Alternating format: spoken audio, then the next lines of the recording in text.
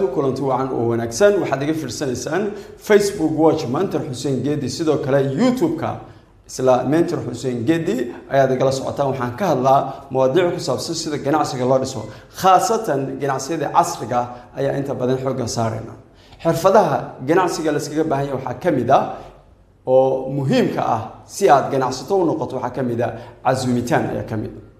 maxaa yeelay inta badan marka ganacsi yar cusub aad furayso su'aalo kale hadii aad barbiyeeri furaysid hadii aad miis yar wax ku gadanaysid waxa laga maarmaan ah deriska iyo saaxiibada qaraabada inaad ku wargelisid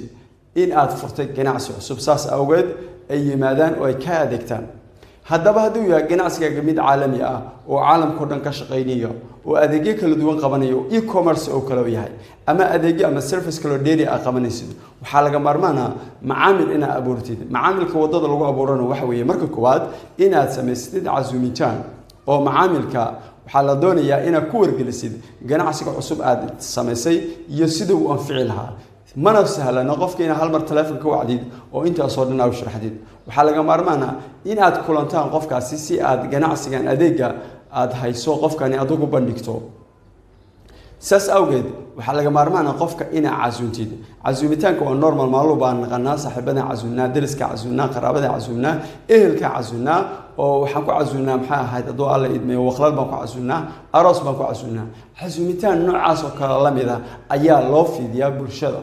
si ganacsigaaga adeega ah haysid iyo faa'iidada uu leeyahay ee ka warhayn tusaale kale hadii maqaayad cusub la furo maqaayadaasi maalinta koowaad si free ah ayaa cunada lagu cunaa ma fahmaysaa taasi waa casuumitaan waxay rabaan inay soo bandhigaan cunada ay iyagu kariyaan sida uu macdahay dhadhankeedu yahay dadku si dib ugu soo laabtaan siyaasi la mid ah ganacsi walba adiga qabanaysa haduu yahay mid casri ah oo e-commerce ah oo qadka ka shaqeynaysid iyo haduu yahay dukaan iyo maqaayad wax la mid ah mar walba waxa laga maarmaan ah in aad bulshada gaarsiisid wadada ugu sahlan oo bulshada lagu gaarsiin karo adigoo ganacsigaaga uu noqon fadhi ku dir waa in aad sameysaa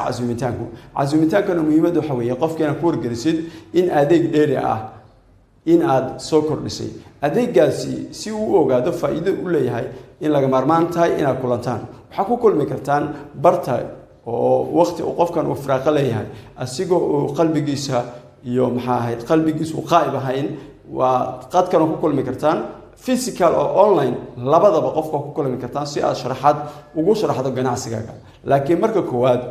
waqti la qaado hadii aadan marka hore aadan waqti ka qaadan oo aan ballan sameeynin qofkani ma fahmayo waxa kala hadlayso muhiimadda ay leedahay soo kale waxa laga yaabaa inuu ka warwarsan yahay arrimo kale ay la xiriiraan hada koor baleeri labano ayaa waxa isla hal bay qasheen hashi markay qasheen ayaa nin kamid ah ninkii kale wuxuu ku yiri hebelow dambaan ka leeyahay markaasuu ku yiri haye xagga buu tagay meel buu istaagay wuxuu yiri hebelow kaal dambaan ka leeyahay wuu yimaad markuu yimaad wuxuu ku yiri niyo hasha maqaarkeeda ayaan rabaa inaad siiso hilibku ka dhaxaya Soomaa maqaarkina uu ka dhaxaya saas awgeed wuxuu ku yiri hasha maqaarkeeda markaasuu ku yiri xagga markaan joogno maxaa igu sheegayso markaasuu yiri inaan ku dareensiyo muhiimadda arintan ay leedahay ayaa keenaysa inaan gooni kula soo baxo oo aan kala hadlo haddaba ganacsi marka aragtay inaad sameysid si aad macamil u dhisid waxa laga maarmaan ah in macamilkaadu uu ogaado adeegga aad bixinayso si uu ku ogaadana fadhi ku dir ayaa noqonaysa qofka asigoo adoon ogeyn wuxuu ku sugan yahay inuu walwalsan in kale adoo ogeyn inuu careysan yahay adoo ogeyn xaaladda ku sugan yahay hadii aad qofka iska wacdo oo adeegga u sheegto qofku boring ku noqonaya ma ka dhageysanay mana fahmayo saas awgeed si adeegga aad bixinayso qofkan uu ogaado marka koowaad salaam qurux badan salaana kadibna ku wargeli inaad hayso fursad adeeg dheeri ah soo kordhisay waad doonaysid inuu ku yimaado oo kula arko haduu qofku ka fogahay waxaad ku bandhigi kartaa fursadaada ganacsiga qaab online ah laakiin waa inay jirtaa marka hore ballantaasi